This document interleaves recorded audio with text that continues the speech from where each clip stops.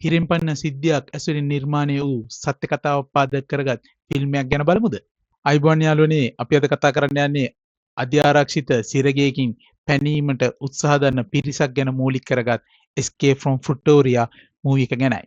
IMDb rating 6.8ක් ගත්ත මේ film එකේ ප්‍රධාන චරිතයට පනපවන්නේ අපි හැමෝම ආදරය කරන හැරි පොටර් චරිතය රඟපෑ ඩැනියල් රැඩ්ක්ලිෆ් විසින්. මේ ෆිල්ම් එක ඇක්ෂන් මූවි එකක් කියනවට වඩා පුද්ගලයෙකුගේ තීක්ෂණ බුද්ධිය, ඉවසීම සහ අත්නොහැරීමේ ගුණය මැනවින් විදහා දක්වන මූවි එකක් කියන්න පුළුවන්. කතාව ආරම්භ වන්නේ 1970 දී දකුණු අප්‍රිකාව තුළ විස බීජයක් මෙන් ව්‍යාප්ත වෙලා තිබුණු වර්ණ භේදවාදය මූලික කරගෙනයි.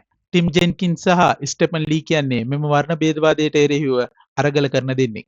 ඔවුන් නිදහස සහ සමානාත්මතාවය වෙනුවෙන් අරගල කරත් ඔවුන් අවසානයේදී පොලිසියේ අත්අඩංගුවට පත් වෙනවා. උසාවිය මගින් ටිම්ට වසර 12කුත් ස්ටෙපන්ට වසර 8කුත් බරපතල වැඩ සහිතව සිරදඬුවම් නියම කරනවා. ඒ යටතේ ඔවුන් ප්‍රටෝරියා කියන අධ්‍යාරක්ෂිත බන්ධනාගාරයට යොමු කරනවා. එහිදී ඔවුන්ට ඩෙනිස් ගෝල්බර්ග් කියන තවත් දේශපාලනික සිරකරුවෙක් හමු වෙනවා.